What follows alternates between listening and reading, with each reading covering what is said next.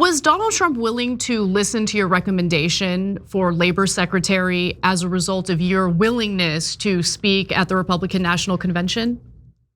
That's what's funny. We never ever had a conversation about anything at the RNC if Donald Trump won the election. This clearly, after he won the election, we knew who candidates, or we knew people that were jockeying for the Secretary of Labor position. They were pro-business, big anti-union law firms, and we had to be proactive. And that's what people don't see. They can write it whatever they want online. They can attack, the Teamsters Union. They can attack me personally for supporting her.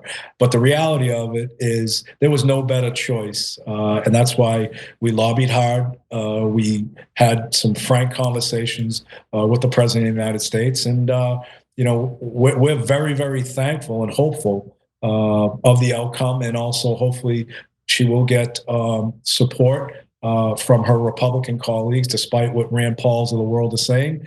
And the Democrats will not use this as a political pawn just to say no. This could be something good. This could be something great. This could help, revitalize the broken system, the bureaucracy at the DOL and also at the NLRB. And it could actually demonstrate a bipartisan approach to representing working people and doing what's right by American workers. So let's get into that speech, because I loved it, but you received a massive amount of backlash from the left over your decision to speak at the RNC.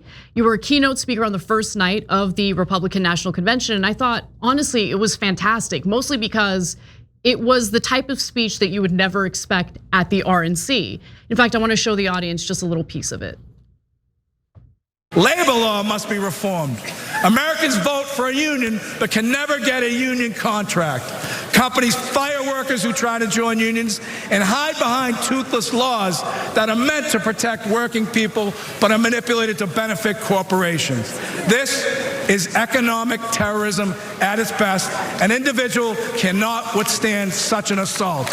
Under our current system, massive companies like Amazon, Uber, Lyft, and Walmart take zero responsibilities for the workers they employ.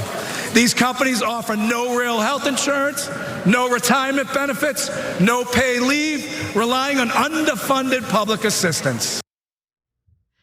Sean, a friend of mine named Vincent, who's actually a Teamster, wanted me to ask you, how do you maintain your backbone? Hey, listen, we grew up in Boston. We got thick skin, and we don't. As I say a lot of times, we don't sweat. We don't sweat most. I love it. But look, you paid a price for sending that incredible and important message to the Republican Party, which you did talk about a little bit with Tucker. I've got back problems from the last 8 months of the knife wounds from the far left in the Democratic Party. So tell us a little bit more about that backlash that you suffered. Did it go further than criticism? I'm super curious about that. Well, it's like anything else. I mean, we stand by our decision. We made the decision based upon the input of our membership, which is important. And we stand by our decision not to endorse. And look, the far left, they got nasty. They were, tweeting, they were, or Xing, whatever it's called now. They were on social media attacking the Teamsters Union, attacking me personally. But at the end of the day, we made the decision. We made the right decision. We stand by our decision. And I think instead of, looking to blame people for the outcome, like the Teamsters Union and myself, of this election, I think the far left and some of these Democratic politicians, not all of them, because there are a lot of Democrats out there that recognize that the old Democratic Party that used to embrace labor, that used to fight for labor, has actually become the Republican Party that they despised at once. Getting in bed with big tech, big business, big pharma.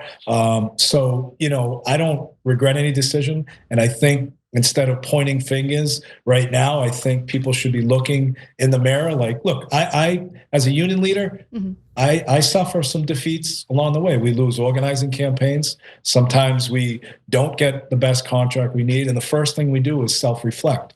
What could we have done different? What could we have done better? We don't look to blame other people. And I think that's what the Democratic Party has to do right now. Not all of them, but some of them, especially some influential people, to say, look, we blew this. We can't blame anybody else.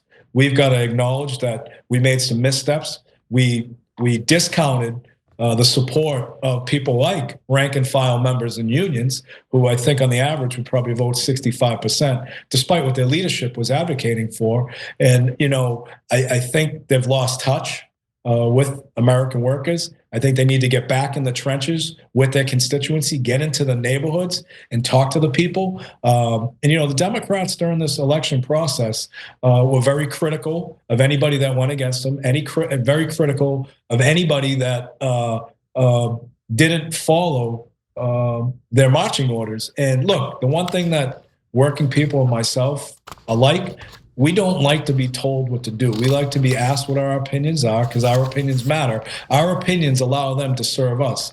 And I always want to remind people that whether you're a Republican, Democrat, or Independent, if you're fortunate enough to get elected, you've got to remember who you work for and who you serve. You're not supposed to be serving big tech, big pharma, big corporations. You're supposed to be serving the neighborhood, the constituents you represent. So there's an opportunity for the Democrats to reset and refocus on who they represent. But there's also an opportunity for Republicans who had a pretty strong narrative of how they want to support working people and working families' agenda. They have an opportunity to prove that as well. Yeah, I've seen a few examples of Republican lawmakers who don't just talk the talk. They're pursuing legislation that actually would help ordinary Americans, in some cases, specifically labor unions and things like that. Senator Josh Hawley was recently part of a Senate hearing in regard to credit card companies screwing over the American people. And I love the fact that he wants to take them to task. And it was something that I didn't really expect in the Republican Party at all. I also didn't expect, as someone who was a lifelong Democrat, I'm now a registered independent, that the Democratic Party would devolve into whatever it is now. I mean, I don't even know what the identity of the Democratic Party is anymore. And it's kind of difficult to stomach it, because I think they've been kind of relying on the pro-union past of the Democratic Party, but I think that's kind of run out of fumes at this point. Yes, Joe Biden appointed a few good NLRB members. Sure, he rhetorically said he wanted to pursue things that would make it easier for workers to unionize, but didn't really fight for it. At the end of the day, when push comes to shove, I don't really see a lot of action from the Democratic Party in regard to bettering working conditions, making it easier for workers to organize their workplaces. A lot of talk about the PRO Act, but really no fight among the Democratic Party or members of the Democratic Party to get that legislation passed. And I'm curious why you think the party has kind of shed its pro-worker identity. What do you think is at the root of that issue? Well, it's big donors, big corporations.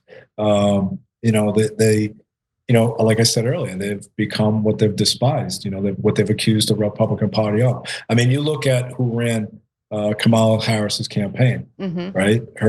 Her finance director was Uber Lyft. They are gig economy, independent contractor model that we fight all the time. And that RNC speech that I gave that you referenced, remember when I first got on stage, I was getting all kinds of applause. As soon as I started speaking the truth about corporate America, corporate elitists, that applause diminished. Yep. I would have gave that same exact speech at the DNC, because although there'd be different names and different titles, it would be the same billionaires, different companies sitting in that audience as well. So that speech would have been specific for both parties. And that's what we're dealing with. And that's why the Democrats have lost sight. And look, I have faith that if people are really convinced and people really have an appetite to go back to the way it was as far as who they represented, what they stood for, anything can be fixed. But my bigger focus right now is working bipartisan to get things done. The last 4 years, there has been no dialogue across the aisle. A lot of legislation like the PRO Act and other pro-worker legislation was kind of used as a pawn in the grand scheme of things.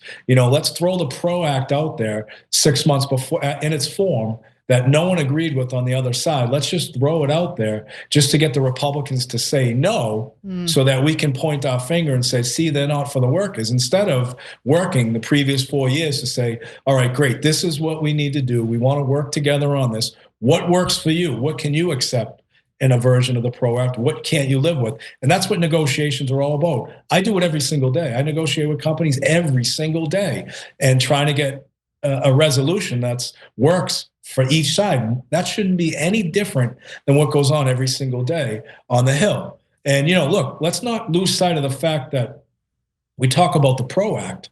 Now, in 2008, 2009, we had a Democratic president, a Democratic House, and a Democratic Senate majority. We sure did. And our biggest goal, when I say our, labor's biggest goal was to get the employee free choice passed. And who fought hard against it? Big corporations, big tech, the same people that the Democrats have embraced, and we still couldn't get something passed. So obviously that thought process and that mentality has got to change. And we've got an opportunity to do it right now, to work across the aisle and get something done, not for a Democrat, Republican, Independent, but for the American worker. Yeah, and might I add that when Obama came into office, his first 2 years, not only was he in charge, he had a supermajority in Congress. I mean, a filibuster-proof Senate. And it really does go to show you that, the little tricks that they do, like with the PRO Act, isn't because the majority of Democratic lawmakers support the PRO Act. They know it's not gonna pass. They're just doing this little trick to give the illusion that they're all on board with the PRO Act while the Republicans aren't. But whenever there's an opportunity to pass legislation, when the ball is in the Democrats' court, there's always the bad cops, right? The people who are willing to raise their hands and say, nah, I have a problem with this legislation. During Biden's term, Manchin and Sinema in the Senate were the ones willing to raise their hands and go against Biden's alleged agenda. And I say alleged because he didn't really fight for it. It's hard for me to buy that he was in favor of his own agenda when he was so tepid in promoting it and fighting for it. Thanks for watching. If you become a member, you get to watch all this ad-free, except for, of course, this ad. Still, hit the join button below.